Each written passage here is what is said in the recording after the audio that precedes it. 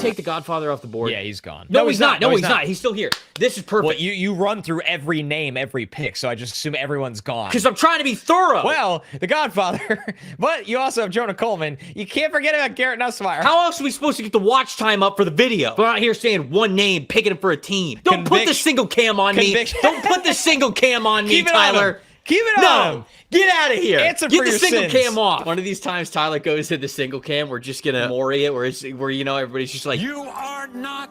And they just like sprint. They just immediately just sprint off of the camera. That's the good stuff.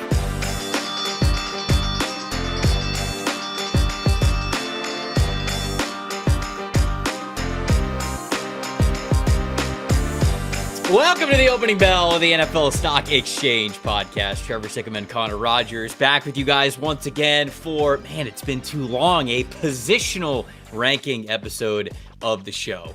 We had some other things going on. You know, the combine, the preview for the combine, mock draft here, mock draft there, mock draft everywhere. But now we're getting back to the roots, what you guys are asking for. And these are specific positional rankings. Today we're talking about offensive tackles. Connor, we wanted to wait a little bit for this one, because we wanted to get official, and I use that in full air quotes because, you know, big combine could be lying to us. But we wanted to get some sort of official measurements on a lot of these guys before we talked about them as tackles. But how you doing, my friend? I'm excited to dig in with you. I'm good, man. The arm length gate continues on. What's real, what's not, who's blaming Tiernan, who isn't, on and on it goes. The Maury comment with low-key was just phenomenal. It's just like, in the moment, I didn't even really catch it, and then it hit me, and then to rewatch it, just when they run to the back, it never gets old. I can watch it 100 times. Yeah, when you're so excited that you sprint off camera, and the crowd's going crazy, and they're panning back to the other person, and they're freaking out too. It's true peak entertainment. So hopefully this show is going to be peak entertainment for you guys as well. We're going to talk about a lot of things here on this show, not just the offensive tackles and how we see them sort of translating from college to the NFL, but we'll also talk about some scheme fits because, you know, each run game, of course, where teams are going to run both, you know, downhill between the tackles, man and gap scheme, run blocking concepts. There's a lot of teams that run a lot of both when it comes to that, as well as zone blocking concepts too. And I think it's a different size, shape, style of offensive tackle that can lean into those different run games. So we'll talk about the strength and weaknesses of all of these guys. And as, of course, we're getting closer to draft day, we'll give some sort of like range predictions for some of these guys of where we could see them going and all of that great stuff. Really quickly, before we dig into it, everyone that ordered a hat before 9 a.m. Thursday morning, your hat is en route to you. We packaged all of the hats together. We got them out. You're a hero. Hopefully, thank you. It wasn't just me. I've got my friends help us with distribution, and they were helping this morning. And I wasn't full Aerotine engineering in my own garage, just boxing all 320 hats this time. But shout out to everybody at Another Round Disc Golf Shop who we go through to really help us with our distribution for our merch. They're fantastic. And also, if you're into disc golf at all whatsoever in the Charlotte or other areas around the country, check them out. They got a lot of franchises around the country as well. So if you're into disc golf at all whatsoever, check out Another Round. They're fantastic people. But yes, the hats will be getting to you guys hopefully very, very soon. I don't think they'll be there before the week is over on like Friday or Saturday, but beginning of next week, middle of next week, hopefully you guys get your hats. And shout out to everybody who bought a hat when it dropped. We love you guys, appreciate you guys. Obviously, you give your time to watch this podcast. Sometimes you give your money via super chats. But again, anytime that you guys are supporting the show financially, it means a lot to us. So hopefully the hat is cool for everybody who gets one. And shout out to all the addicts out there. We really appreciate you guys. I second that. It is really cool to see the demand for these. I mean, all the times we ordered before these, we didn't order as many as we did now. Right. Because we're like, is anyone going to buy them? Like, and then you realize how overwhelming the support is for the show, and people like the hats and like the show, and to us it's one of the coolest things. So, and man, what a time. It is going to be in the 60s in the Northeast next week. Spring is in the air, my man. I feel like Andy Dufresne escaping Shawshank after this winter. It's going to be godly. I cannot wait. We're so close to boat weather. We're so close to boat weather. It's right there. By the way, before we get too far away from the hats are still available. We do still have some hats available. And same time next week, I'll go back in the shop and we'll send another big batch of those hats out as well. So if you ordered them, again, like Thursday, Friday, over the weekend, I'm not going to be able to get them out to you right away. But sometime next week, we'll do another big batch and we'll ship them off. But if you still want a hat, if you're listening to the show and you missed the first drop, we do still have some. We don't have a ton of black hats left, but we've got a decent amount of white hats. So just wanted to let you guys know they are still available. It's in the Shopify link, which you guys can see in the description of this show on our socials. We'll be sure to push those out to you guys. All right, with that being said, let's dig into it. Got everything out of the way. Let's get into football here. As we do on this show, we will reveal our top 10s in order of the first 5 and then the second 5. So, Connor, I believe the animation is always set up for your top 5 to be revealed first. You can talk about your top 5 as we reveal those, and then I will talk about my top. Actually, do you want to just reveal both of them pretty quickly? Yeah, like back to back? Okay, all right, so let's do that. Tyler the Chef, could we see Connor's? Bang, bang. Okay, there we go. So you got JC. All right, I'll let you. You know, you. I'm not gonna talk for you. You talk over your own rankings. All right. So number 10 for me. Well, let me start with this. I see you have Markell Bell at 10 from Miami. I do indeed. I have him at 11. Okay. And it was tough between him and JC Davis for me from Illinois, who's at 10. 9 is Kage Casey from Boise State, who I'm sure there'll be some conversations around. Is he a tackler? Is he a guard? I see you have Caleb Tiernan on your list. I did land on him being a guard for this exercise. I did watch him, so it'll be interesting to talk about him. I watched I'm finally pumping my numbers up. Like, you've been lapping me. I watched 14 guys as tackles, and then 2 I kicked to guard. Well, look at you. Look at you. Yeah, you could tell I've been home for the first time in my life. Yeah. Love it. I'm never leaving. Jude Bowry at 9 from Boston College. I think I'd consider one of the pleasant surprises for me. 7, Max Iheanachor from Arizona State. 6, Blake Miller from Clemson. So, yeah, there's the 10 to 6, and this will be as we have some of the same names, and I see you have, well, the Monroe Freeling combo is going to be super interesting because I won't skip ahead, but I'll just say it's going to be very interesting. Yes. So I have Markell Bell, the offensive tackle from Miami, the massive 6'9", 345-pound offensive tackle from Miami. I have him at number 10. I have Jude Bowry at number 9. So you had him at number 8. I've got him at number 9 from Boston College. Caleb Tiernan. Yeah, I think maybe we'll start with Tiernan here in a second, but I have him at number 8, the offensive tackle from Northwestern. Monroe Freeling, the offensive tackle from Georgia, I have him at number 7. And then Max Iheanachor, the offensive tackle from Arizona State, I've got him at number 6. So we'll bounce around like we typically do when we're sort of going through this exercise, but we can start with Tiernan. So Tiernan, what was his official measurements here? From 32 something, I want to say. He's 32 years old? God, 32 and a quarter length arms. You guys thought Akeem Messidor was old. So he is 6'8", 323 pounds, and then 32 and a quarter inch arm length. So the arm length is no question about it what you worry about here when it comes to Caleb Tiernan, because that's what really matters most. Like, when guys are 6'6", 6'7", 6'8", whatever it is, like the higher height, you're simply hoping that means that they've got longer arms to them, because height is nice, sure, but if it isn't accompanied with the arm length, in fact, it could be seen as almost a double negative, right? Okay, well, you're often losing the leverage battle if you're too tall. And then if you don't pair that with really long arms, then it's kind of a double negative, because you're going to lose in the length side of things and you're going to lose in the leverage side of things. All of that to say, even though I do think that Caleb Tiernan kind of suffers from some of that, he's a really good pass protector. He's a good player. And you see the numbers there on the screen.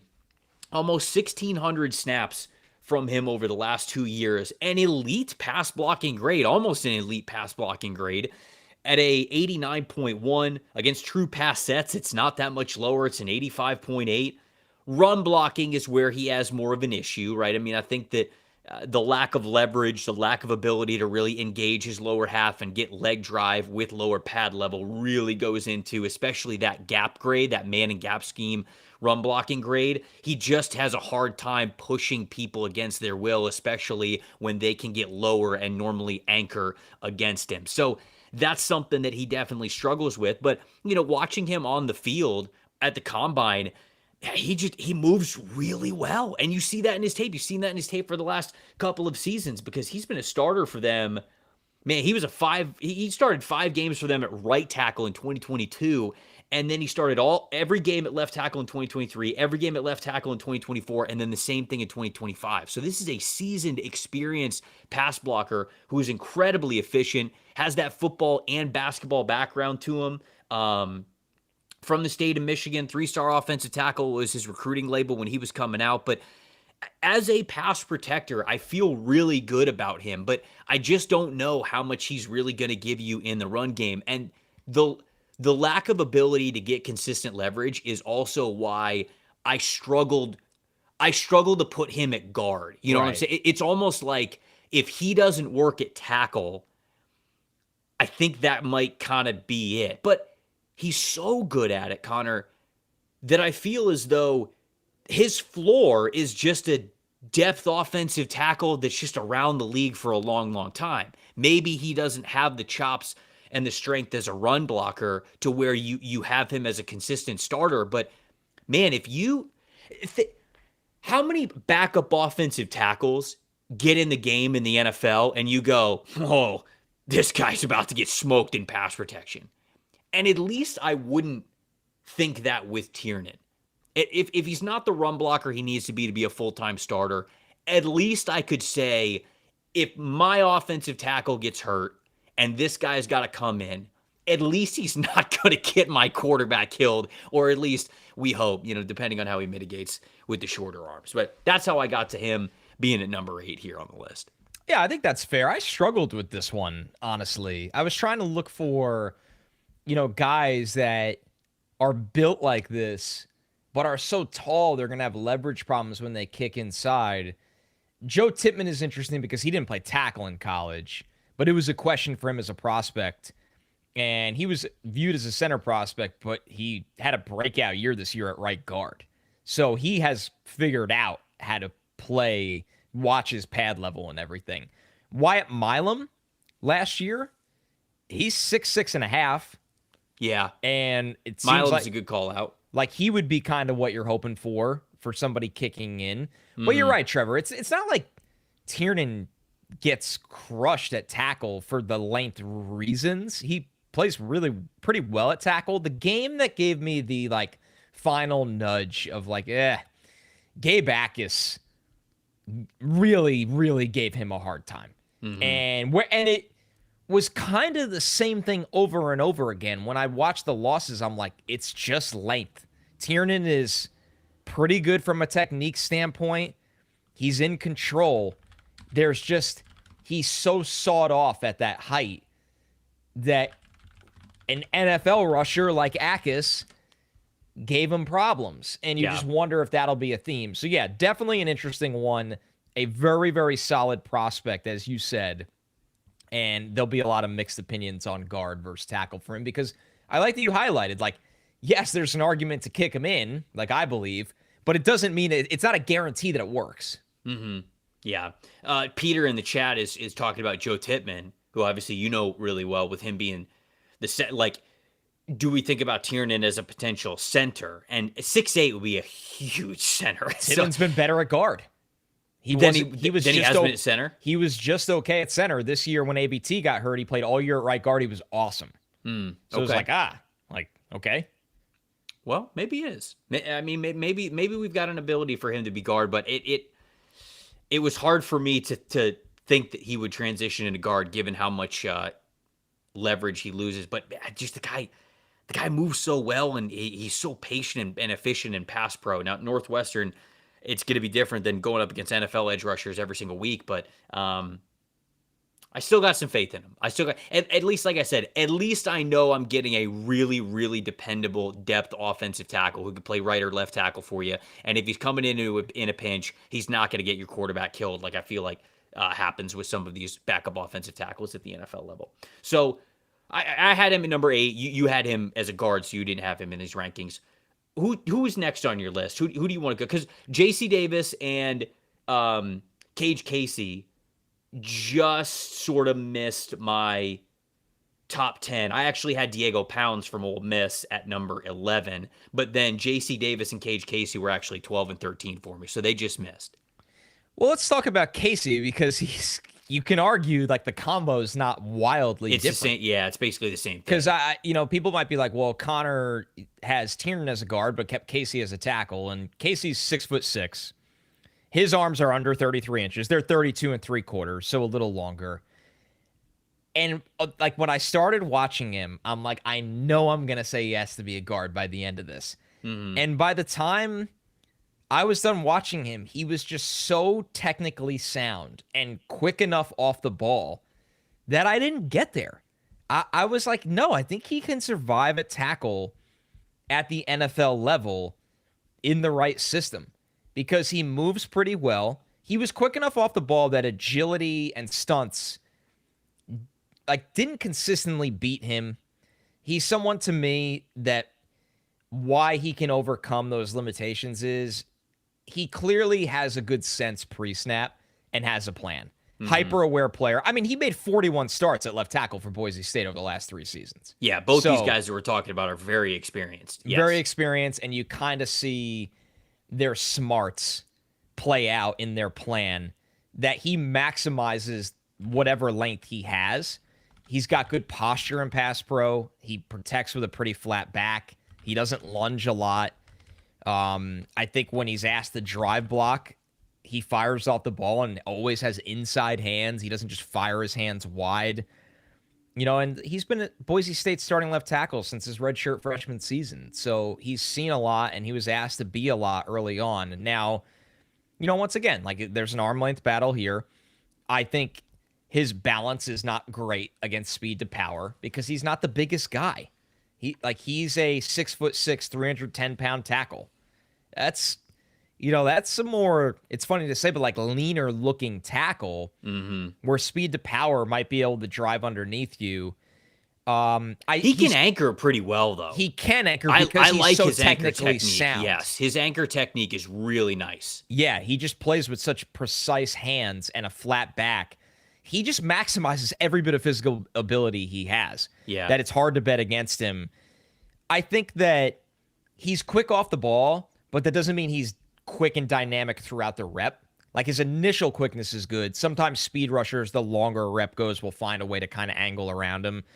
And in the zone running game, he didn't sustain his blocks as well as you'd like. But once again, just so technically polished, experienced, and smart that I would love to draft him as a depth offensive lineman because I think he'll just be able to survive with how high IQ of a player he is. Yeah, I would agree with that. I think I feel better about him making the transition to guard for a couple of reasons. One of them being he wants to be physical. Like he wants to be physical with you. He does not shy away from that, which is something that I love about him.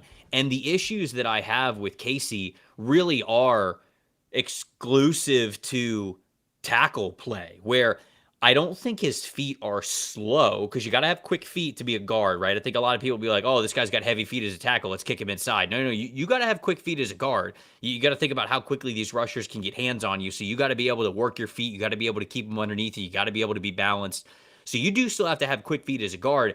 Casey has quick feet. What I don't love about him is pairing the really short arm length with the fact that I don't think he gets a lot of stretch in his kick slides. Like you'll see his feet moving quickly to sort of like shuffle and try to get to a landmark in his kick slides, but he doesn't have that. We'll talk about this with Monroe Freeling. Freeling's got this big, long stretch of a kick slide where it takes him 3 total strides, and he's basically exactly where he needs to be in a 45-degree set or even a vertical set, dropping straight down past where his where his starting point is at the line of scrimmage. So that the limited stretch and mobility that he has in his kick slides, you get to mitigate both that and the arm length issues when you are a guard. So I kind of like the fact that he's like 310. Let's get you up to like 315, 320, and let's put you in a guard, because I think he's a good man and gap scheme, downhill run blocking player. I just think that his weaknesses are a little too much at tackle, which is why he was outside of my top 10. Yeah, so he snuck in mine at 9. I'll be quick on J.C. Davis at 10. Okay. Davis is another one of these guys that has played a ton of football. Mm-hmm. He transferred from New Mexico, fifth-year senior. A little more compact than a lot of these guys. He's a hair under 6'4". Mm-hmm. And he's 322 pounds, so he carries a lot of mass. He's a big dude. And he's got 34.25-inch arms, so he's got pretty long arms for his height. He's almost the inverse of all the guys we've been breaking down. I know he is. I like Davis a good amount. Like, there's one thing that I really don't like about him, but keep going, and I'll talk about that in a second. So, to end his college career, he made 49 consecutive starts. Like, that's Iron Man galore. Mm-hmm. He started 2 years at left tackle for New Mexico, 2 years at left tackle for Illinois. He's just big. He's just a big guy. And because of that, when you watch him take on power rushers, he drops his hips to stall them consistently. Mm-hmm. It's a guy that's very hard to generate power against. And that's why, despite the arm length, I bet a lot of people are really going to like him as a guard, because his strengths kind of play to the interior. He has a brawler mentality in the run game. Like, you watch him in man and inside zone, those phone booth kind of runs. Yep. It's a very high success rate, because he just overwhelms people in the fight. You see his face mask there. He's got a little, like, extra to him. Oh, he's got nastiness to him. I love him in the downhill run game. I absolutely love him as a man and gap scheme. Yes. Again, we'll talk about sort of the issue that I have with him, but he 81st percentile when it comes to negatively graded run plays. That means much less. 81st percentile is a good thing. So very few negatively graded run blocking plays from J.C. Davis. Yeah, he's very good in the run game. Like, this would be, I would imagine, a Sean McVay kind of guard, I would think. Modern day Sean McVay, yes. Yeah, new age Sean McVay that said, the zone game is for the air raid boys. Yeah. I'm a tough guy now. I love his evolution. We ain't running any of that wussy shit around here anymore. I don't know what happened to him, but it happened fast. I'll tell you what happened. He got baptized on the line of scrimmage in that 2017 Super Bowl by Bill Belichick, and it spooked the crap out of him. And he's been trying to work to be one of the power players in the league ever since. It's so true. So once again, with that head-to-toe power and his mass, this is someone that could really drive players off the ball.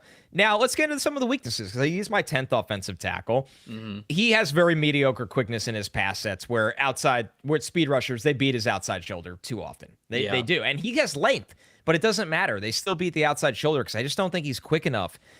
He is a leaner and a wide hand striker. Dude. And the hands. The beauty of it is we talked up the brawler nature. He comes out of the corner after the trainer's just been yapping to him and giving him water and trying to get the swelling down, and he just starts throwing. And in the run game, it's freaking awesome.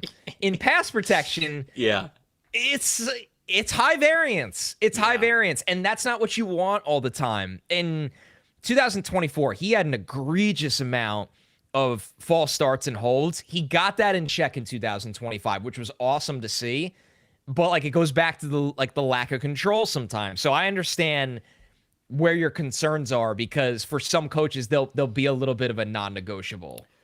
I really do like a lot of what he brings to the table and his potential. The biggest issues with me stem from, yes, sort of the lateral ability and pass protection. I think that is an issue, although I think that he has the arm length to sometimes make, and the power, honestly, to be able to make up for that.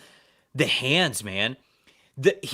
When you watch him, you can kind of see it in the stance that he has in that picture right there.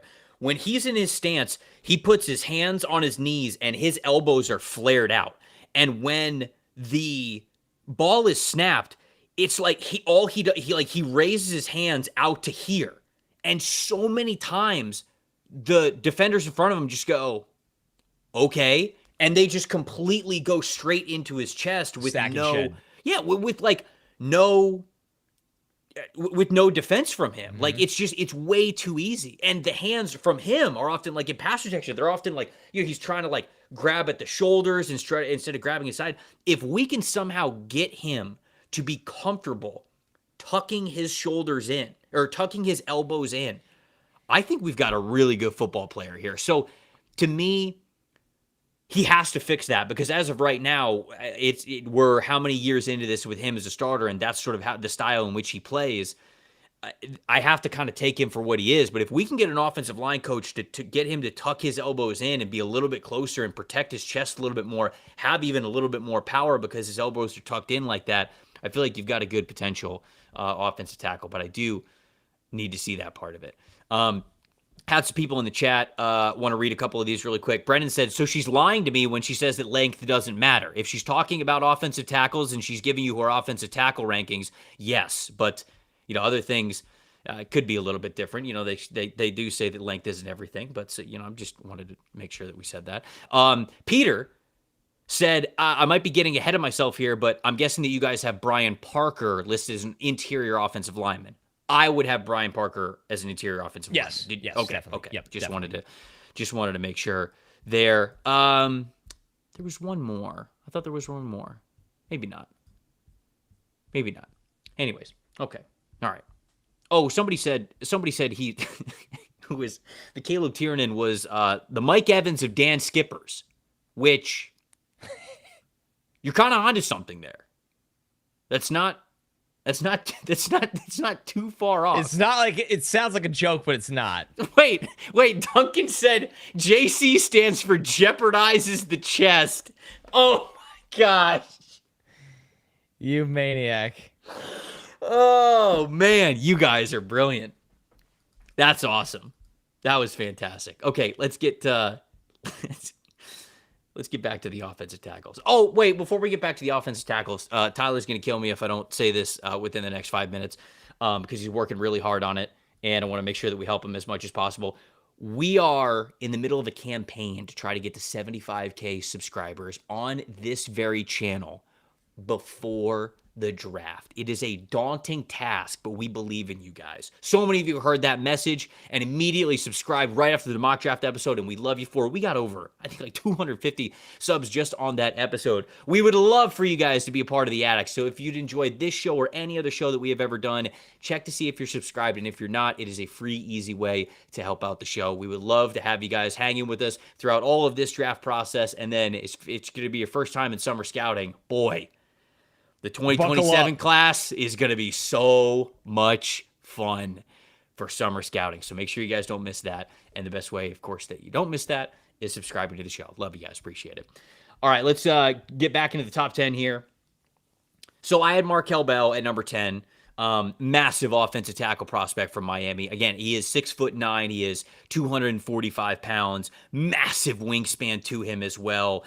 Simply put, the reason why he's at number 10, they just like I talked about with Caleb Banks, they don't make many of them like Markell Bell. Now, the big issues for him is exactly what we saw at the Senior Bowl when Derek Moore got some leverage on him and was able to forklift him straight back onto his heels and onto his butt. That happens when you're 6'9" if you are not conscious of the leverage that somebody in front of you might be able to have. But there's a lot of reps where he is just imposing against defensive linemen, where he is able to move these guys off the ball incredibly well. He's able to anchor against power very, very well. Ton of potential there. And so if you were into the potential of like a guy like DeJuan Jones when he was coming out, then this is this normally isn't my cup of tea, but I like Markell Bell more than I like DeJuan Jones when he was coming out of Ohio State.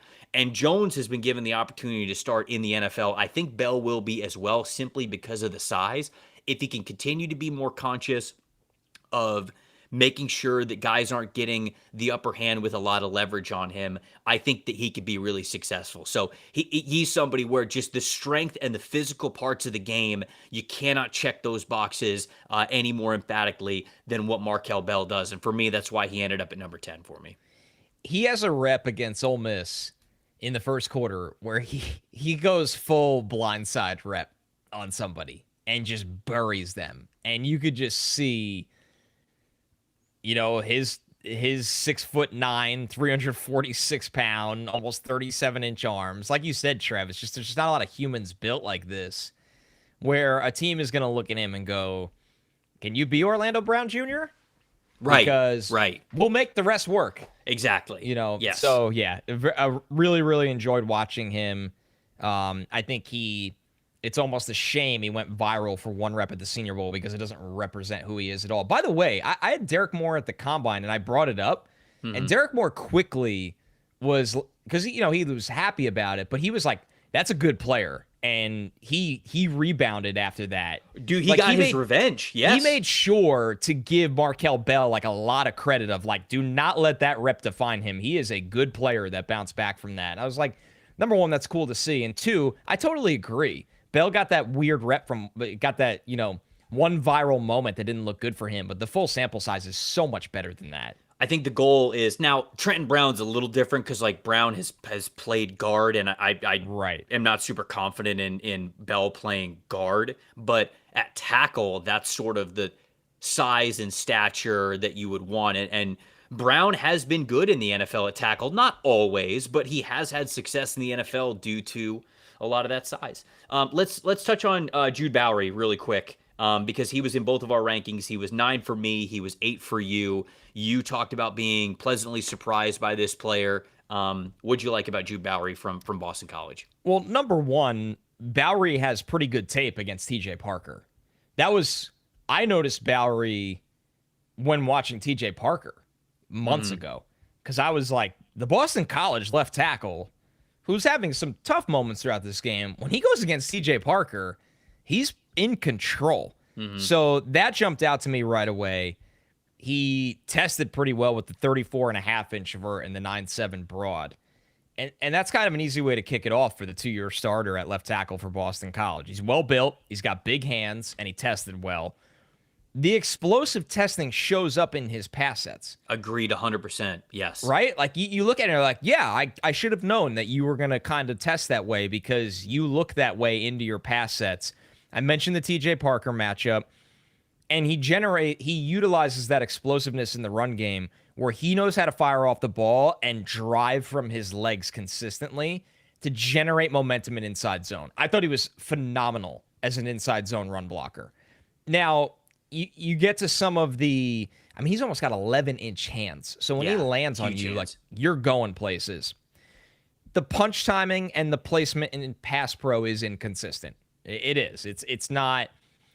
If he works on that a little bit, he's so physically gifted. He'll really become a more consistent pass protector, and he's not right now. The spacing in his pass sets lack consistency, and it leads to openings on the edges. He'll take some short sets, and guys will recognize that and try to, expose that outside shoulder with those short sets. And he's so explosive, he doesn't have to do that. So it's probably a guy that could use a little bit more playing. We've been talking about 4-year starters and 3-year starters. He was a 2-year starter at left tackle for Boston College. Yeah. I think in the run game, I mentioned how much he could generate from the leg drive and the momentum, but he doesn't always stay square and in control. And when he doesn't do that, defenders, they slip his blocks or shed his blocks. So it's almost like a guy that you need to dial down a notch to get the best version of him. He's almost a victim of being so explosive. What did you think? Yeah, I thought he was really stand out in the finesse parts of the game where I wasn't worried about his athleticism at all. There were times when I worried that he was a little out of control, sort of what you were mentioning, both in his feet and with his hands. But ultimately, what worries me the most with Bowry is I think he just needs to get stronger in general, upper body strength in particular, because he didn't have a lot of displacement strength when it came to run blocking. He 63.5 overall PFF grade in man and gap scheme run blocking concepts. Now, it was better against zone because I think he's much more of a zone offensive tackle, 73.1 run blocking grade against zone. You see on true pass sets, though, I mean, like that's a really good number for him and who he was as a pass protector there. I just think they didn't think that he was a big difference maker when it came to moving people off the ball. And then even when I would watch him mirror offense or defensive linemen really well, if they got hands on him and they were trying to be physical with whatever their counter was, I felt like Bowry had a difficult time holding on. So it's like total upper body strength, grip strength. He did a really nice job of being able to stay in front of guys, but then maintaining those blocks, I felt like he struggled with. So this is a smooth athlete type of a player that you probably draft mid-round, third, fourth round, something like that, and then you're hoping that you develop, get him a little bit stronger. And I really do think that we could have an underrated starting caliber player in a offense that likes to get their offensive linemen on the move a little bit more, whether it's a lot of pulling, whether it's heavy mid and outside zone, those kinds of things. But it sounds like we viewed him sort of the same way. For sure. Okay. Do we want to do Iheanachor next, since he's the constant here that we have in the group? He's the common denominator. I have him at number 6. You have him at number 7. So Max Iheanachor, who's getting some first-round hype after a really good showing at the Senior Bowl as well as the Combine. What do we think about Max Iheanachor? Yeah, so this is somebody that goes back to summer scouting, I believe. We had a pretty extensive convo about him. Mm-hmm.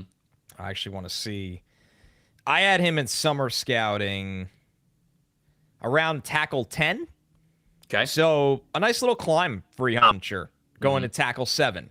And I think it's, all right, let's just do the full rundown again, because I understand not everybody's here for summer scouting. Transferred from East Los Angeles JUCO, and he was a pretty big prospect in the JUCO portal. Yeah, but before that, you gotta go before that.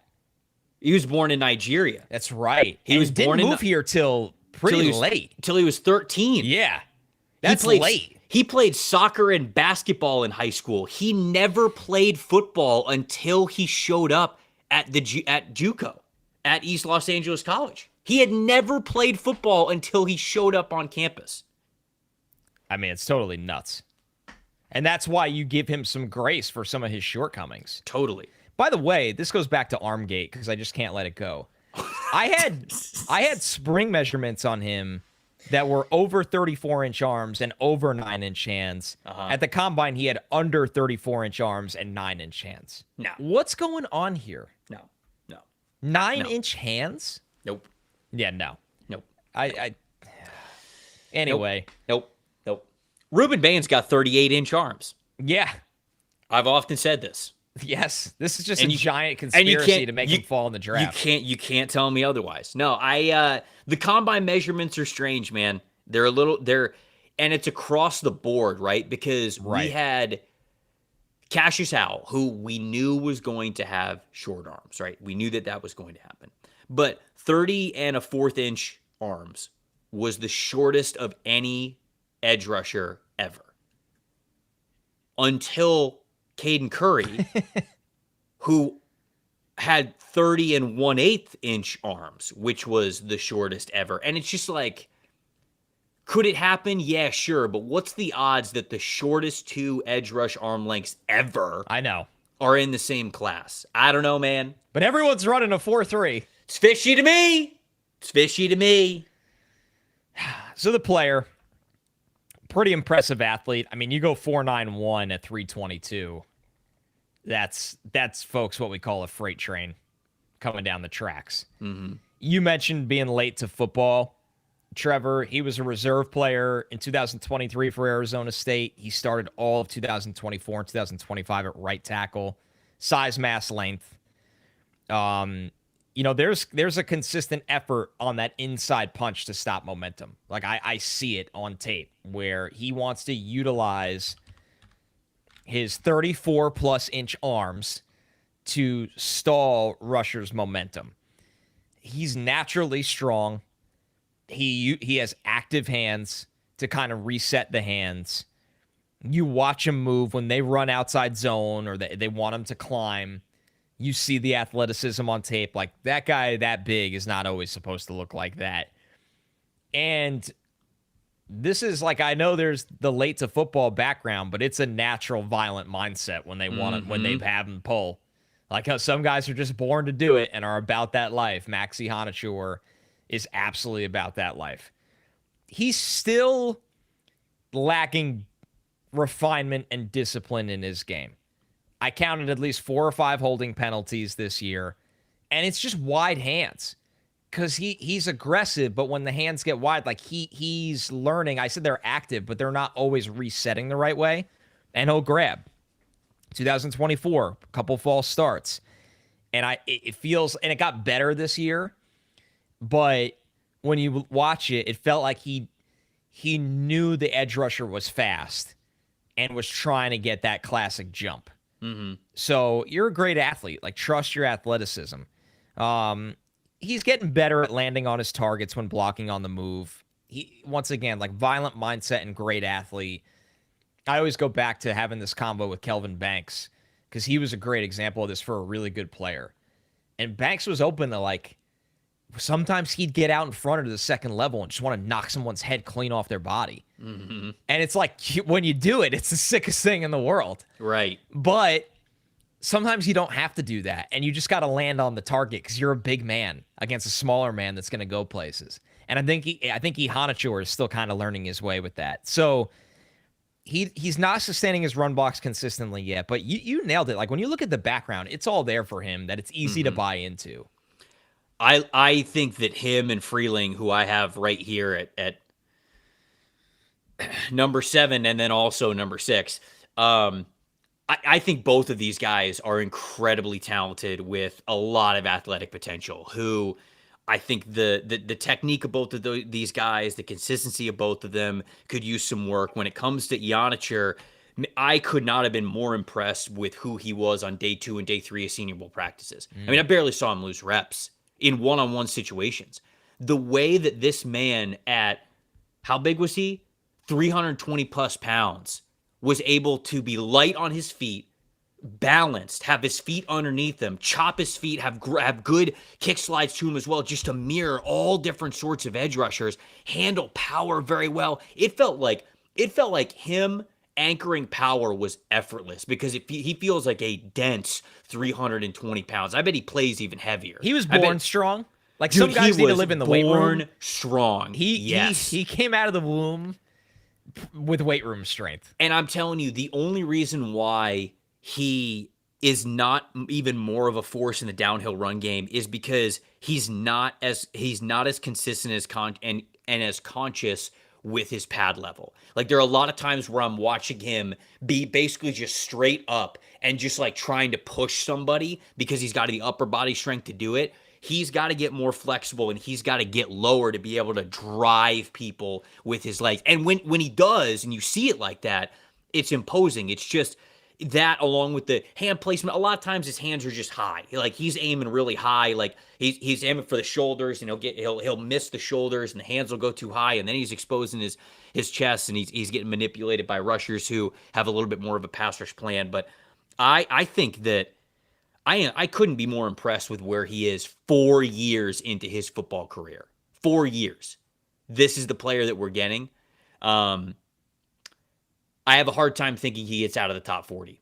I have a hard time thinking that he is outside of the top 40. Someone is going to take this player, and I think they're going to develop a starting caliber offensive tackle. So very excited to see him in the NFL. Somebody in the chat mentioned I don't know. I don't think Max is 21, so I don't know where they're getting this number, but there's no way he is. Somebody in the chat said a redshirt senior at the age of 21. Bro's the young Sheldon of Iheanachor.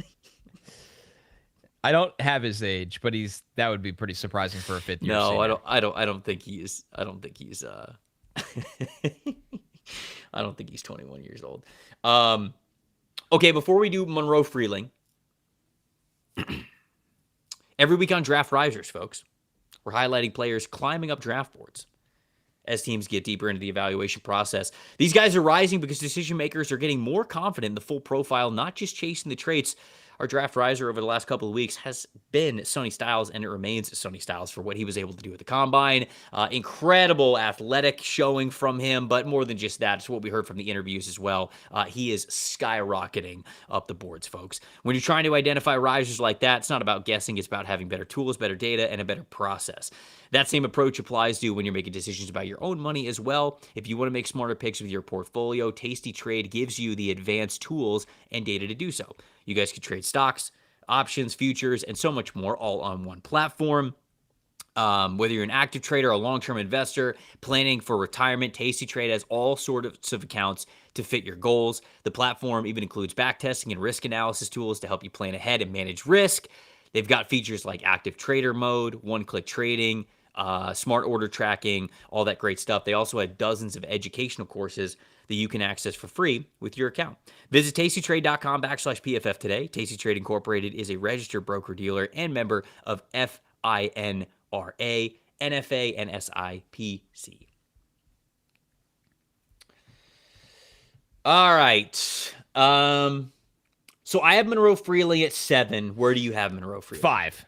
Okay, so you have him at 5. So I think we're close to the same conversation here. So you've got him at 5, and then we can see the rest of the list there. You've got Lomu at 4, Proctor's at 3, Mauigoa is at 2, and then Spencer Fano is at number 1. You can just reel my 5, Tyler, so we could just see that, and then we'll talk about Monroe Freeling.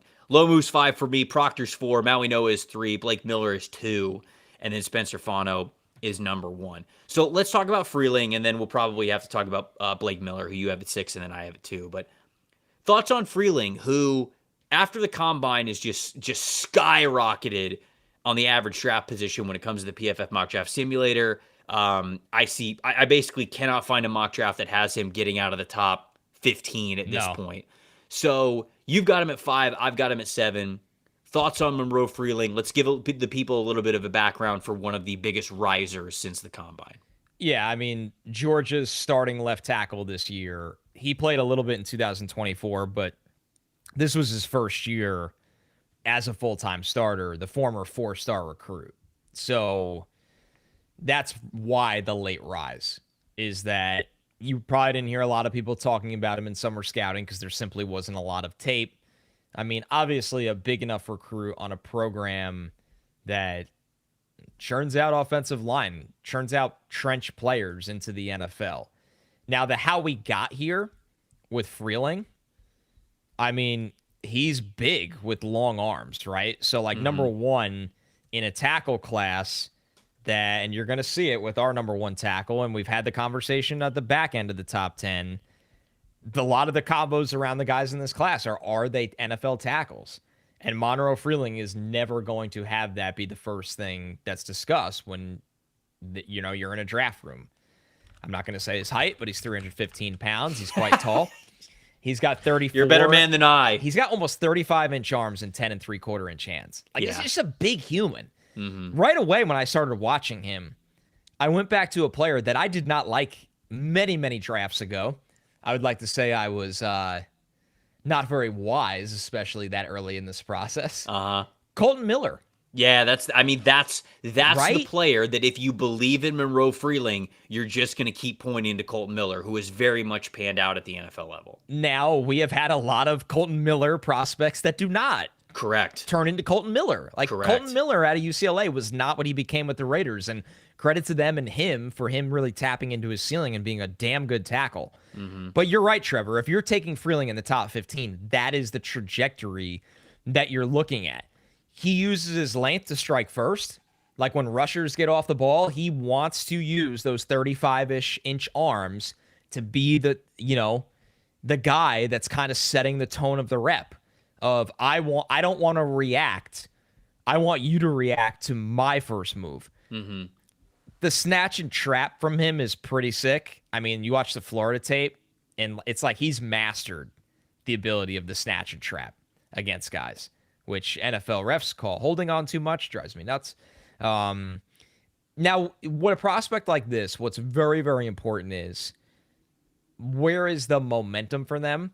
I thought pass pro, the last 6 games of the year for Georgia, looked different than the beginning of the season for him as a full-time starter. Like, there was growth there. There was a calmness, there was a consistency, there was a competence where I'm sure that played into his feedback of like, hey, man, you're going to be a top 20 pick if you go into the draft this early. As a junior coming out, yeah, absolutely. Because if you play another year like you did the last 6 games in pass pro, you're going to be a top 10 pick. Like, you just guys that are, there's not enough guys like this in the league. Everybody's looking for tackles like this with this kind of ability. Totally. Now everybody sitting there is probably going, Connor has him at 5, Trevor has him at 7. We've seen him in mock drafts as recent as ours and, the top 10. What should I be concerned about? He's still raw because he hasn't played a ton. He leans and lunges in pass pro when there's more space. I'm wondering if you saw this too. It was like, I'm on an island. It's me against that guy. It's not close corridors. He loves the arm length and tools he has, but he gets aggressive and he'll lean forward or lunge, and that can lead to whiffs. His initial ability to take on power is fine. He's not somebody like the contact. It's like he's all over the place. There's guys with balance issues in this class. That's not it. When the stalemate starts from the initial contact, I thought his anchor got a little exposed sometimes, where you see that the lower half strength is still growing. I agree. Where it's like, okay, we're locked in now, but I got strength of an experienced player. I can push you into the pocket if you want this to be a stalemate. He almost wants to avoid the initial stalemate because when he's locked into that, I saw him slide backwards sometimes. In the run game, going back to that strength he's developing, the control and technique, I thought was all still a work in progress. Leverage, hand placement, that's in the tight quarters where, the hands don't always strike in the right place. He's big. He's tall. Players get underneath his pads. So his problems, in large part, are because of his youth and lack of experience. Totally. But I have evaluated a lot of tackles in my life that have had that be written up about them that go in the top 15. Right. And it's not a guarantee it gets better. Yeah. So he's a talented player with all of the physical ability that NFL teams desire at this position. But there is also a world where if he doesn't improve in some of these areas, that he's not worthy of that pick. And I'm personally not willing to take that risk.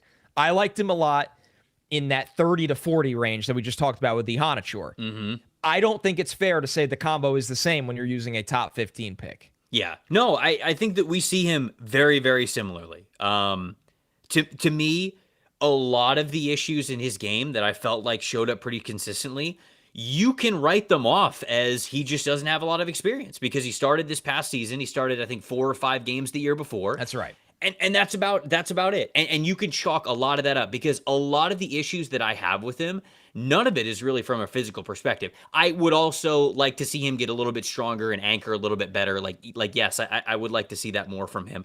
But for him to be, I mean, what's he going to be, 21, 22 at the oldest? Real young. Because he's a true junior going into the league. I think there's a lot of teams that are going to say like, yeah, give me that guy and we'll develop him because the biggest issues that I have from Monroe Freeling is a lot of feel stuff and a lot of how he approaches the game. It just doesn't seem very patient at times. It seems very over-aggressive. He wants to get hands on guys. It made him susceptible to inside moves, inside counters, certain like a ghost move or a dip and like whatever, like a different kind of like dip variation that guys will have, whether it is a ghost move or, maybe they're trying to like club rip and trying to just get underneath because they're waiting for those hands to flash and boom, now we're knocking them away and we're dipping and ripping around the edge, like whatever that looks like. It felt like that happened with him a good amount when he was losing. It just didn't feel as though he was very patient. He doesn't have a very patient style to him.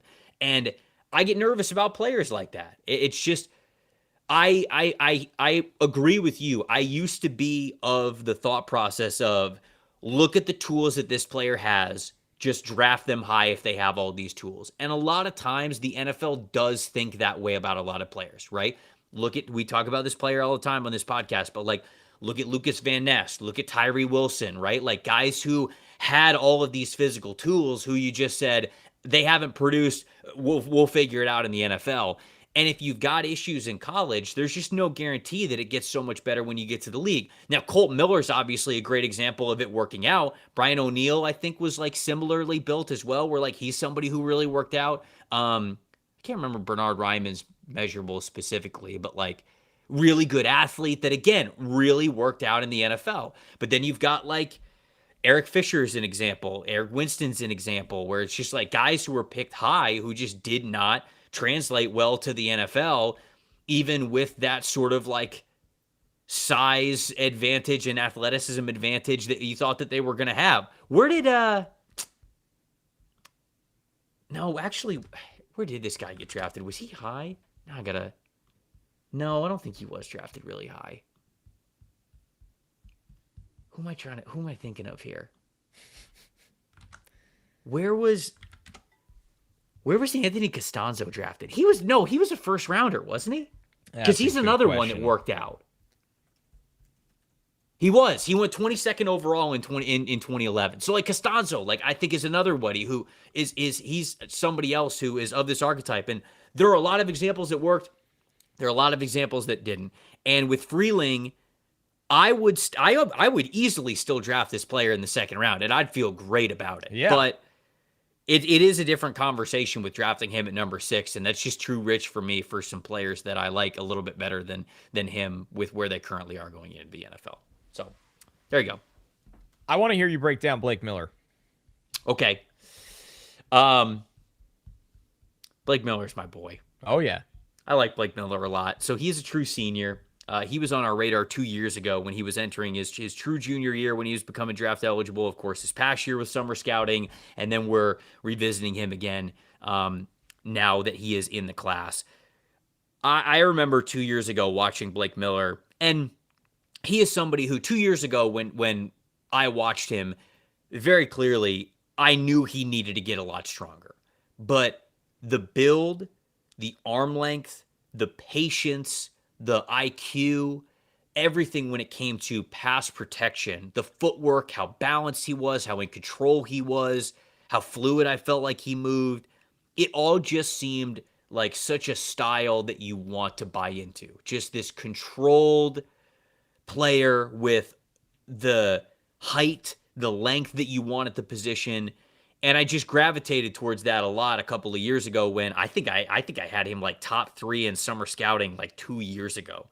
But then over the last 2 years, it just feels as though nobody was talking about Blake Miller. And I was Not at all. I was like, all right, maybe I'm taking crazy pills, I guess. Like maybe I just have no idea what I'm looking at with this player. And now it feels like a lot of guys are getting eyes on him and they're appreciating his game. Now he has gotten stronger over the last 2 years, which has been great. But he was a state championship wrestler when he was in high school. He played offensive and defensive line. He was the 3-star offensive tackle from Strongsville, Ohio, by the way. So you knew that the strength was going to get there for him. It's in his blood. He has started 54 games. He started his true freshman season at Clemson, and he has started for each of the last 4 years. I think that he has the demeanor that you want as an offensive tackle, even though the strength and physical parts of his game weren't quite there yet. I think a lot of them are there now. His hands, I feel, are so patient to know when to either dictate the rep or sit back and be the one who's reacting to a pass rush move. I love the posture in which he plays. He plays with a flat back and an upright chest to where it just feels as though he can conjure all sorts of power from the lower half at any time he wants. So much of the build and the play style from him just gives me a lot of faith that power at the NFL level is going to be very interesting. I think the first 2 years for Blake Miller are going to be very, very interesting for him because there is a world where he just cannot handle bull rushes at the NFL level. But I think that he is going to take his lumps early in those first 2 years.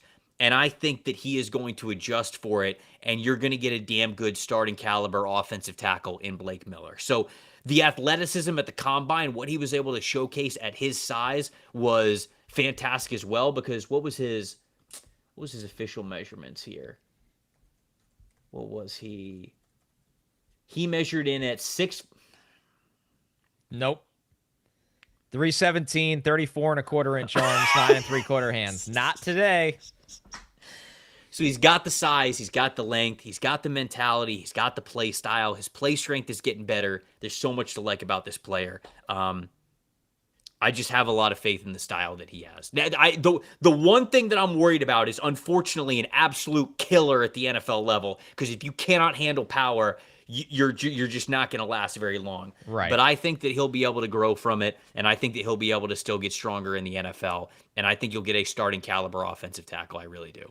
Another guy absolutely abused by the arm measure, 35 inches over spring, 34 and a quarter now. Unbelievable. That's not even close. Unbelievable. It's not even close. Unbelievable. I get Look, to watch... I'm not asking for AI to take anybody's jobs, but we got to get some consistency. There's a problem here. We got to get some consistency. We should invent a machine that does it. Like a robot.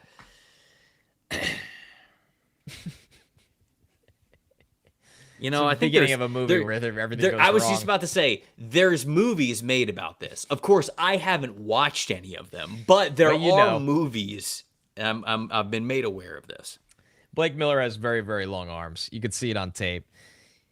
You know what made me really, like, what helped him grow on me was that I just love his mentality in the run game.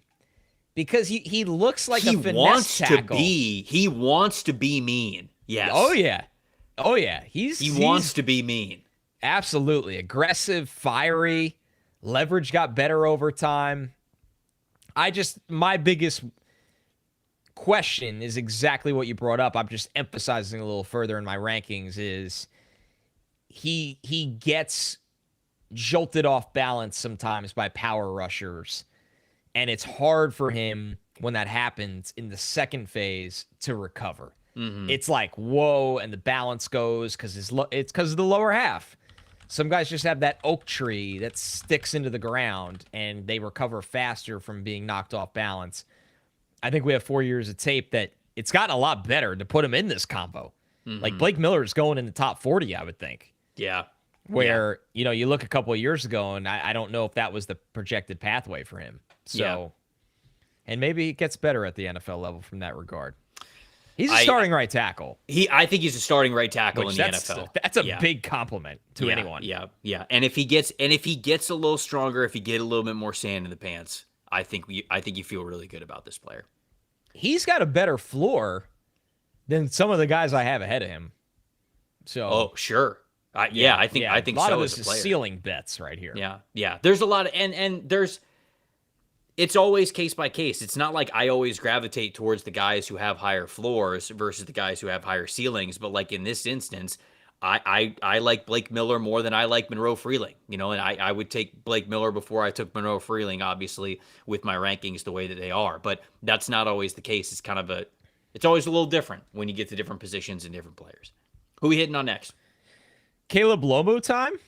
Sure. Yeah. You start with Caleb Lomu. I have him tackle 4. You have him tackle 5. Perfect. Yes. Yep. Our rankings are pretty much the same after this, except for I had Miller at 2. Yeah. So that pushed the other guys down. But other than that, we got the same order. Lomu, a very young prospect in this draft. I believe he just turned 21. I know somebody he's a tweeted redshirt sophomore. Yeah, because his birthday wasn't online, so I just straight up asked him before we even did the interview. And I'm pretty sure he just turned 21. And it was his birthday on that day, and he was like, "Oh yeah, thank you." You don't even say happy birthday. He just asked my age. Thanks. just skipping right to the negative. Thanks, man. How old are you? 22. Ooh. Jeez. And you call yourself a prospect? Yeah. Oh, man. I don't think we can use the word prospect with you, brother. You're over the hill. You're not developing into anything. If you get a 1-year minimum deal, lucky you. Yeah, you're going to sign for the vet minimum. That is not true for Caleb Lomu, who has a really promising future ahead of him. He is young. He's got a good build for this position. I'm not going to say his height, but he's 313 pounds. He's got bigger That's pretty good weight added on. Yeah. Think about 6'4", but then 3 more inches on his height. That's what we're talking about. Oh, actually, no, I lied. He's 6'6". Oh, he's okay. Yeah, right. We're I had safe. to double check that. We're safe. Now I'm so scarred by it. I'm like afraid. Somebody in the afraid to chat compete. already said we've got them. Like they're in fear of us now. Yes, rent free. Oh my goodness. Matt said 22. You could be the janitor. Good Lord, it's gone too far. He is just an exceptional athlete at this size. Like everything is so smooth and quick with Caleb Lomu. He's got the foot speed. You just watch him move. That dancing bear really is the foot speed helps him mirror and recover both inside and outside. Guys that are twitchier and can bend, he's going to be able to naturally deal with them in a way that some guys just physically can't. I think that he's done a pretty good job. Like you see the penalties there across the last 2 years, and keep in mind that was his age 19 and 20 seasons playing left tackle. There's not a lot of penalties across 2 years of tape because he's good at not, it's weird to say good at not holding. He's good at operating in the hand fight. Like he can readjust. They're active. I think what it is, Trev, is that some guys are independent operators in their upper and lower half, and some guys are so smooth in their lower half that their hands and lower half are in sync. And I think for such a young player, he's getting there already, where he's like Monroe Freeling. You're going to enjoy projecting him. Like that raw athleticism is going to fit in the zone running game. But that also brings up my biggest what if with him. Just everything in the run game is almost full developmental phase. It's the pad level, it's the technique, the consistency with his hand usage. And when your pad level runs high, like you miss your target. He can get caught leaning at times, but I thought that really improved in 2025. So that's the holdup with Lomu is it's a matter of what he can be, not necessarily what he is. But at this age, and to be that gifted athletically, to already have that kind of floor and ceiling as a pass protector, it's just kind of leaning in that he's going to get stronger and physically mature as a run blocker. But he's not there yet in that aspect of the game. He's not. Yeah, again, a lot of the physical things that you would want from Caleb Lomu, you see. I mean, he's filling out his frame super well over the last couple of years. He's getting stronger. I think he's getting quicker. The technique is getting better. He's got a physical mentality and a finishing mentality. I mean, when he has the opportunity to bury defensive linemen into the dirt, he does it, which I love from him. I think he's got good eyes from where pressure is coming from. I think his awareness took a jump up this past season. Pretty good core strength, pretty good balance. Like everything just seems to be universally getting better for Caleb Lomu. I know Nate Tice, one of our favorites in the industry, he had Lomu. I think he might have had Lomu either tackle 1 or maybe he's still right around that tackle 1. Just because, and like when I see that, I was like, all right, obviously that's a little too rich for me. It's a little too rich for you as well, but it's hard to not look at Lomu as a redshirt sophomore heading into the NFL and not think that, like, man, you're getting a starting caliber player, and who knows where the ceiling is if you just keep getting better and keep getting better and keep getting better. So Lomu, to me, is all potential, but in the best way. Like, I don't think that this is a boom or bust type of a potential. It's more of a, I like where you're at right now, and I just think that it's only going to get better. The question is just, how many more steps up the ladder do we have with him? But it's hard to not really lean into what he's able to do. I think he's a really talented player who has an all-around game, and I just think all parts of that game are just getting better with him. Well, this is what I don't get. Why is Caleb Lomu a projected top of day 2 end of round 1 pick, and we could have Monroe Freeling in the top 15? I think he's not – his arm length's not as long as Freeling's. No. I think his hands are a little bit smaller. But I mean, yeah, like they're both good athletes. To your credit, like he's younger than the Freeling. Question that you are asking. There are a bunch of offensive tackles that I would take in this class within the top 40, right? I think a lot of people, because this is just how the game goes, are going to look at numerical rankings of like specifically like where we have Freeling, like where I have Miller, and like a lot of that stuff. But truth be told, there's a lot of good promise with basically the top 7 offensive linemen. And I think that they all deserve to sort of be talked about in the same way. And Lomu is somebody where if you were a team that needed an offensive lineman, like if Lomu goes 21 to the Steelers, I don't hate that. It's probably the earlier part of like his range of what we've talked about for Caleb Lomu as a late first, early second round player. But I can make you a case why, as a developmental guy, you feel pretty good about that down the road. So to your point, yeah, I feel like the conversations need to be a lot closer with some of these guys, and it just doesn't seem like that's the case right now. All right, next up, Kadyn Proctor. I think it's time to talk about the big fella. So Kadyn Proctor, he weighed in at 352. Playing weight at Alabama, it looked like it was somewhere between 360 and 370. Yeah. So the fact that he weighed in at 352, I feel really great about that. What I would love for him to keep losing a little bit more of that weight and play more at a 340. And it's less of a play style thing from him. Like some people are saying like, hey, does he have the footwork to be able to play tackle? And maybe that's the case that he doesn't, because I still go back and forth of whether or not I like him best as a guard or a tackle. But he played really well down the stretch as an offensive tackle this past year. And I think that's worth the shout out from him. He's got a big build. He is 6'5" and 2 inches plus on top of that. Nice. If you can just imagine, what kind of height that is. 352 pounds. He's one of the younger prospects in this class. He's got good arm length to him as well, although it's not as long as the height and the overall stature might indicate. But this is a former 5-star offensive tackle who's been extremely talented basically for the last 6 years, going back to his junior and senior years of high school. He is a people mover in the run game, although he is also great when he is on the hoof as well. His zone blocking grades are much more impressive than you might expect for a player of his size. Given the density that his body has, specifically his lower half, he can anchor against power immediately. I think his weight is really well distributed for a player who is 350 pounds. I think that the feet are a little bit heavy when it comes to offensive tackle play, so if you don't love that, you could kick him inside to guard. He can struggle to shift his weight and power against stunts, specifically when guys are coming across his face and, mirroring that and still staying as strong. He struggles a little bit with that. I think he could...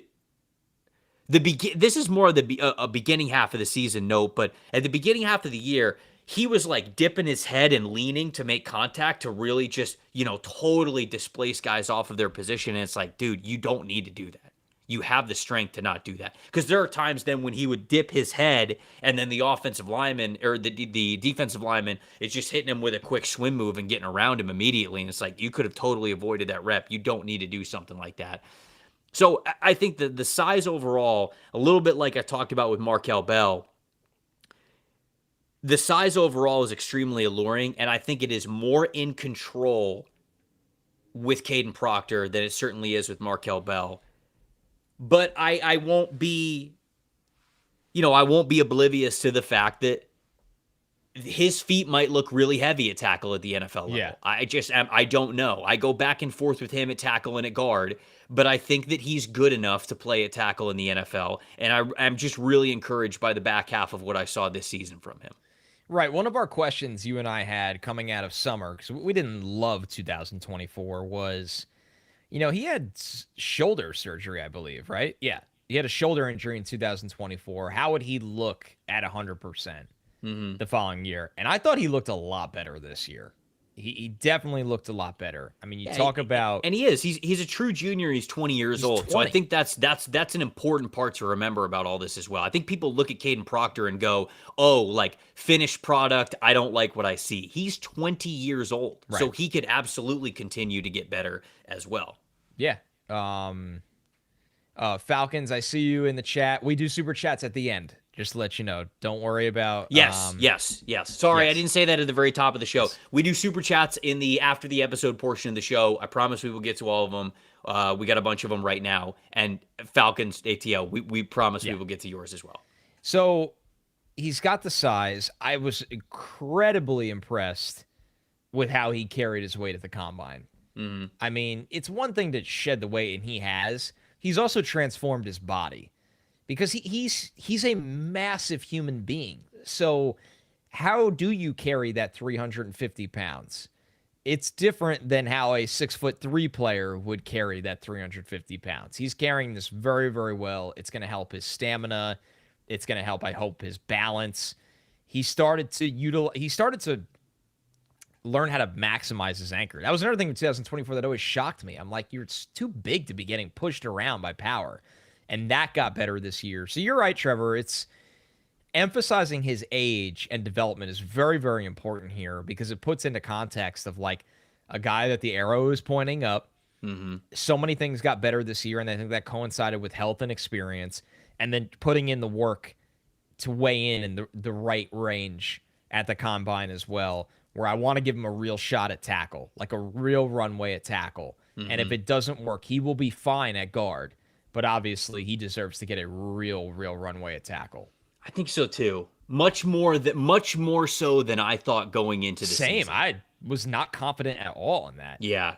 I'm much more confident now. So I feel a lot better about what his tackle projection could be. There's a lot of people in the chat. They're saying, like Romans is saying, Kadyn Proctor, obviously the Lions replacement for Dan Skipper, right? And I think he's saying it's just like the utility offensive tackle who could also be a great athlete because Kadyn Proctor is somebody who could play like eligible tight end for you on the line of scrimmage. He could play in the backfield. You can give him the ball as a running back or as a fullback. Yeah, you could do a lot of different things with Kadyn Proctor. So, okay. Francis Mauigoa? Yeah. You got him at 2. I got him at 3. What do we think about Mauigoa? Because Mauigoa is seen as a potential number 3 overall pick. When you watch this player, are you okay with that projection and then just the overall thoughts of him playing tackle? Because he's another guy who's gotten some guard projections to him. Right. It's hard because he's not going to be my number 3 overall player in the draft. Like, it's as simple as that. He won't be in my top 5. I really like Francis Mauigoa because, one, I have thought for a while he is kind of like Taliza Fuanga as a prospect. It's very easy to cross over the two. He's another one. He's going to be 20 on draft night, man. 20 years old. And this is already, just to rehash his story, this is already a full-grown adult, right? Like, where you think of what he's been through, being from the American Samoa, going out to play high school ball in California, going home during the pandemic and having to play in the American Samoa again, and then going back out to IMG Academy in Florida, where he said to me, he's like, it was a big deal for our family because the Samoan culture in California is very, very obvious. He goes, it does not exist in Florida. So like our parents letting us, because he went with his brother, letting us leave for California was an easy sell because we were still ingrained in our culture. Mm-hmm. Going to Florida, that is so far away and so out of their norms as kids, man. Mm-hmm. Kids. Like a upperclassman in high school. So he does that. He plays at IMG. He's the top-ranked offensive tackle in his recruiting class. Goes to Miami and lives up to the hype. That is so hard to do. For sure. The world was expected of this guy, and he was asked to be an adult as a teenager, and he's passed that test. And so you're getting a 20-year-old on draft night that's already really lived as an adult football player and had to operate as a professional. He was on a team that went to the national title. He started at right tackle for 3 seasons, 2023 to 2025.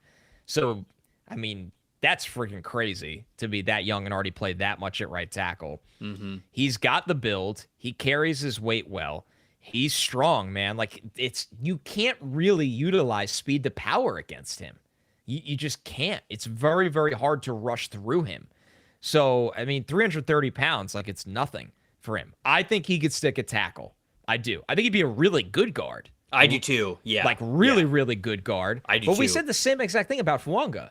So, well, I pushed for Fuanga to be a tackle. Like I was pushing for him to be a tackle first. I'm less bullish on Mauigoa, but I think the reason why is because Mauigoa's feet are, I think, really fast, and I don't think he has a ton ton of stretch in his kick slides. Like, he's still sort of like built like a guard. Right. But man, his feet are so fast. Like I was talking about earlier in the show, you got to have fast footwork to be able to play guard at a high level. Yeah. And I think Mauigoa and drop your hips. Yeah. Like when that speed to power hits you at guard, it's different than tackle. Yeah. Because it's just so out of the gate.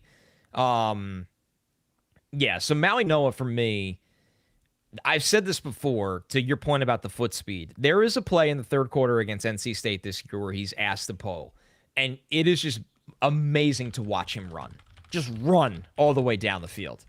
It's borderline terrifying because it's incredible. Like, it's an incredible feat of athleticism. He's one of these guys, again, you've heard this a lot on this show, like he can get caught leaning against speed rushers. Speed rushers might be able to cross his face at times. The lateral agility, and this goes back to your point of like why people might like him at guard a lot more, or feel more comfort food with him at guard. The lateral agility to me is average. It's average. Yeah. And he doesn't have long arms. And he doesn't have long arms. Yeah. They are 33 and a quarter. That's right at the threshold. So But threshold, not like average. No, like threshold. It's asking you, to make up for those things, and can you do that all the time? Which, to your exact point, was a little bit of a Fuanga thing, right? Fuanga struggled to really cover a lot of stretch in his kick slides, but and he didn't have the longest arms either. But he's made up for it because he's that strong and because his feet are that fast. So yeah, there's a comment in here from Alex about him practicing against Bain and Messidor every day, and he said that's going to turn anyone to a beast or make them fail hard. Mm-hmm. I asked him about this, and it's him and Bain really were all about making each other the best version of themselves. I bet they went to war, absolute war. Yeah, and he had a passionate defense of Bain's arm length. He already. The good thing with him about the guard combo is he said teams have already brought it up to him, and he said, I just want one of. There's 5 places on the field for me to play. I am taking one of them. I love that. Some people might read that as like, no, don't you want a stick attack? I want a football player. 100%. Football player. 100%. I will go to bat for this dude. I like him a lot. The tape is the tape. He has grown man NFL strength. He utilizes it. And there's just this lever you can pull if it's not great at tackle, where I will be floored if he's not a high-end guard. But I'm giving him the shot. It depends who you are, too. Like, this isn't a popular pick, but the Giants at 5, and I'm not saying this is likely to happen, but just use as a placeholder. Say they bring back Illuminor for a year, and Mauigoa starts at right guard. Like, that's fine. They're not going to take him at 5, I don't think, but I just think NFL teams are really, really going to like him because you feel good about what you're getting, and there's not all this projecting we're talking about with all these other guys we've had combos about. The big difference between Blake Miller and Francis Mauigoa is the length portion of it. And I think that Blake Miller's profile is so much more towards like what a tackle is than necessarily Mauigoa's. That's why I have him just above where Mauigoa is. But I want to be very clear. I do agree with you. I think I would absolutely give Mauigoa the shot to start at offensive tackle. And if he doesn't really pan out at tackle, like if the lack of stride length and his kick slides is too much, when you're pairing that with a lack of arm length as well, put this guy in at guard and watch him be an all-pro. Watch him be a difference-making interior offensive lineman. So I agree. Even with me having him at 3, this is somebody who I have a lot of faith in to be a difference-making NFL player. So I'm with you, man. I really like who Mauigoa is. I love what the chat said about how he has grown up over the last 3 years having to go up against Ruben Bain and Akeem Messidor. Yeah. Like, that will train you for the NFL because, in my opinion, like we said on the Edge Rush episode, that's edge 1 and 2 for me because of how good those guys are getting into the backfield. And Mauigoa went up against those guys every single day, and I think that means something. So I really do think that the call out by you about Fuanga as sort of the way that it can work out, but then the things that you're also worried about going into the NFL, that's a really good call out by you. I like it. Talk to me about number 1, Spencer Fano. So Spencer Fano, the offensive tackle from Utah, I didn't, there was a time when I didn't know if we'd get here. After that Texas Tech game, did we both have him OT1 going into the year? I had him OT1 for sure, yes. I thought we both had him OT1. I think if we he did. wasn't OT1 for me going into the year, he was really close. But I do think that he was my offensive tackle one. So he's a true junior, so he's going to be another player who's going to be on the younger side. The chef found the age at 21 there from him. 6'5", 311 pounds from Spencer Fano, which is good because sometimes the way he plays, I wondered if he was like close to like 300, 305. But 311 was good to see him measuring at the combine because I think he carries the 311 really well. Now, 32 and a 1/4 inch arm length. Not ideal to play offensive tackle, right? We were all up in arms worried about Will Campbell's arm length last year. Spencer Fano's got shorter arms than Will Campbell does. Now, I think his wingspan is longer, which matters. Let's stop there because that matters a lot to me. Okay. I don't even know what the wingspan was. Hold on, let me look it up. I'll get Will Campbell's and you get if you can. Well, I don't think that's public. Campbell's was 77 and 3/8, which is 7th percentile. It was Fano's was longer than that. Hold on, I tweeted about this. Which is not really narrowing it down because your tweet says 80 and a quarter. Yeah. That's a big difference. That's a lot longer. Yeah, it's a big difference. Anyways, Spencer Fano's I love them reading your tweet to you. Yeah. Now I've made it. I've made it, baby. Twitter search engine. It's had better days. Oh, it's horrendous. I use Google to find your tweet. It's no longer usable. Elon, come on, man. Like, how does the search function get worse? I can't understand it. Anyway, Spencer Fano, 4-star offensive tackle for Spanish Fort, Utah. Committed to Utah. Started 12 games as their left tackle as a true freshman in 2023. Started 12 games as a right tackle in 2024, and then started 12 games at right tackle again in 2025. Now, the 2024 and 2025 seasons, that's when Caleb Lomu came around, and he was starting for them as well. He has a pretty deep NFL pipeline to his family. Yeah. His uncle, he had four uncles. 4 uncles all played in the NFL. It's pretty incredible. So he's got the NFL bloodlines to him. He is a phenomenal athlete for his size. I don't know if I've seen an offensive lineman look better in the on-field drills at the combine. It's very few players that have. Yeah. The amount of explosiveness, control, quickness, core strength, power, all of that, which was just so on display every single rep that he was going through the on-field drills at the combine. It was getting to see like his reps and then other players' reps was so eye-opening to me about just how good of an athlete this guy really is. He was phenomenal in zone blocking situations because of it. Elite 92.7 overall zone blocking grade for him over the last 2 seasons. Just an 8.0 negatively graded run play percentage, which was 81st percentile. Had the highest wins above average of any offensive tackle in this class at a 0.21. Pretty good in pass blocking, although the Texas Tech game was the worst of his career, and that one was tough on him. But I think he really recovered after that game, and seeing a different sort of speed with Romello Height and David Bailey that he was able to adjust a lot moving forward. He's super light on his feet. He's got great potential in those outside and mid-zone run blocking concepts. I think he angles defenders very well because he plays a little bit lighter, but I think he uses leverage and angles very much to his advantage to really help him in pass protection. He is a super competitive player through the whistle, which I love. He's got fluidity as much as explosiveness, constant leg drive when it comes to getting guys between the shoulders and really moving them off of their spot.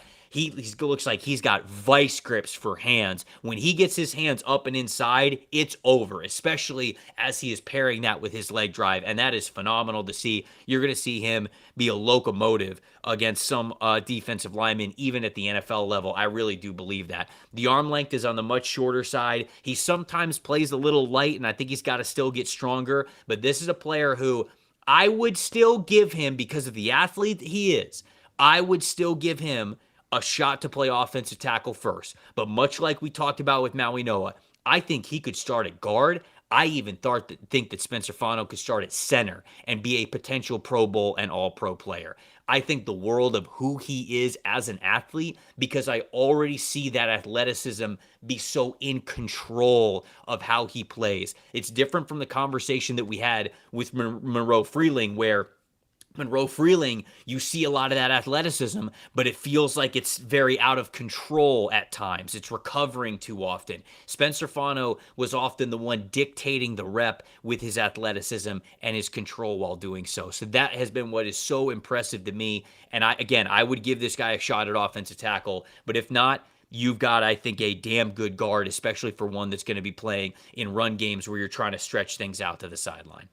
I'm with you all the way. I mean, you're talking about scheme versatility in the run game on the higher end. He blocks through the whistle. He uses his legs to drive. He's in attack mode. It's awesome to watch him just fire off the ball and go into attack and not react. He can really, really knock the defensive line off balance. Everything looks so smooth to him. Shout out to him actually doing the 3-cone and hell yeah, baby, compete. A 7.34 would be the 93rd percentile, which I actually would consider higher because no one does it anymore. So if you actually thought of all the tackles being forced to run the 3-cone, this would probably be like a 98th percentile 3-cone in terms of more like today, because the guys just don't do it anymore. So the agility is off the charts. He's explosive. I agree about the positional versatility. I actually saw an interesting comment that I wanted to read when you were talking. Bacon said, Fano has very similar stats to AVT, but is an inch taller, may be better as a guard. I'll say this. AVT was damn good at tackle when the Jets had to play him there. And he's one of those outliers. Like, he played left guard at USC and then eventually left tackle. And when he was drafted as a guard, but because of injuries, he made a lot of starts at tackle. I was like, damn, he's just really good at it because he's such an elite athlete. AVT was like a 10 out of 10 relative athletic score. Yeah. Fano is that kind of guy as well. Correct. You have to be this elite of an athlete if you're going to overcome those length limitations to play tackle. I did not think Will Campbell had that. And the wingspan matters here a lot. I don't want to lose sight of that. Like, Fano having a much bigger wingspan makes a difference. But I'm with you all the way, Trev. Like, I'm giving him the shot at tackle if I need him to. Now, there's a chance the team drafts him that doesn't need him to play tackle, and that's that. But I'm a big believer in this guy. Elite athlete, the right demeanor, the right mindset, the right IQ, and clearly my top offensive tackle for this draft. Bank in the chat says, reminds me of the U of Washington tackle Troy Fautanu, but he's got shorter arms. Fanu does have shorter arms. He's taller than Troy Fautanu was, but he does have shorter arms than Fautanu, who obviously is able to start at offensive tackle, but he's got length that you like there. But Fautanu, I think, is a really good call out. Yeah, not exactly in the build, but specifically how these players move. You remember how everybody was drooling over what an athlete Troy Fautanu was at the combine in the on-field drills as well. Very similar to how Spencer Fano was this past year, how he just looked different. He looked different of a player than his peers in his draft class. I felt the same of Spencer Fano there. There it is. There it is, folks. The top 10 offensive linemen that we have in this class. Number 10 for me was Markell Bell. Well, subject to change. Number 10 for me was Markell Bell from Miami. 9, Jude Bowry from Boston College. Number 8, Caleb Tiernan from Northwestern. Number 7, Monroe Freeling from Georgia. 6, Iheanachor from Arizona State. 5, Caleb Lomu from Utah. 4, Kadyn Proctor from Alabama. 3, Francis Mauigoa from Miami. 2, Blake Miller from Clemson. And then Spencer Fano from Utah. Number 10, J.C. Davis from Illinois. 9, Kage Casey from Boise State. 8, Jude Bowry from Boston College. 7, Max Iheanachor from Arizona State. 6, Blake Miller from Clemson. 5, Monroe Freeling from Georgia. 4, Caleb Lomu from Utah. 3, Kadyn Proctor from Alabama. 2, Francis Mauigoa from Miami. And 1, Spencer Fano, Utah. Our game plan of the week, folks, presented by Western and Southern Financial Group. A game plan for your financial future is honestly however you develop these incredible athletes that we have at the position, specifically guys like Max Iheanachor, Monroe Freeling, right? All the athleticism in the world, the game plan of how you can get starting caliber offensive tackles from them, get them a little bit more consistent because they're in that class, and I think that they're going to really help your favorite NFL team if you can do that. Just like every team win starts with a great game plan, your future should as well. With life insurance built like a championship roster, Western and Southern helps protect you and your family, so you can focus on winning today, knowing that tomorrow is covered. Whether you're just starting out, building your dynasty, or looking to lock in long-term protection, their coverage options are designed to match your game plan. Visit westernsouthern.com/PFF to get your free life quote and start building your financial game plan today. Western and Southern, built to win, backed by over 130 years of helping people protect what matters most. We're going to get to the Super Chats in the after the episode portion of the show here in a second. Before we do that, though, wanted to tell you guys, if you're not in the NFLSC Discord yet, you got to get in there, especially because there is 1 day left for the NFLSC hat giveaway that I landed on the evil wheel space when last time we were doing a Wheel of Mock Draft episode, and it was to give away 10 free hats. So Tyler, the chef, our producer, has set all of that up in the Discord, and if you guys aren't in the Discord, make sure you're in there, and if you want a hat, you can sign up because we'll be giving away 10 free hats as well. We would also love for you guys to just be in the Discord. It's an incredible place in there. So many, I mean, we've got all different sorts of team channels. People are going through full off-season rebuilds. We were talking about Destiny and video games the other day. It's a great place. It's a great place amongst friends. So make sure you guys are joining the NFLSC Discord. Like we said at the top of the show, or in the middle of the show, I should say, we're on the campaign for 75K subscribers by the time the draft comes around. We would love to hit that goal. Please check if you are subscribed, and if you're not, we would love for you to be. It's a free and easy way to help out the show. And to be honest, we would just love to have you guys as part of the Addicts. There we go. We hit the 56.7 mark live in this show. Let's go, baby. Let's go. We love to see it. We love to see it. We love to see it. We love you guys. We appreciate you. And we appreciate you guys subscribing to the show. Connor, anything else before we get out of here? No. Reminder, though, for everybody, if you submitted a super chat, stick around because we will read them right after the show ends. Next week, we'll have another positional ranking episode for you. It will be the safety class. It's about damn time. It's about damn time. It's been 2 years since we've done a safety-specific episode, and this is the class to do it. So we're going to talk about safeties next week, and then we'll probably do, obviously, just some post-free agency stuff with free agency, craziness, probably update the team needs. I think that's the right idea. We'll go through all that stuff. But we are going to talk safeties next week, so we are going to do that before we get into the free agency craziness. Appreciate you guys. Again, if you're watching this one live, stick around for the after the episode super chats. And if you miss this, then, of course, we will be putting this out as an individual episode. The super chats part of it, we'll be putting that out as an individual episode sometime on Friday or over the weekend. Love you guys. This has been another episode of the NFL Stock Exchange podcast. See you guys next week.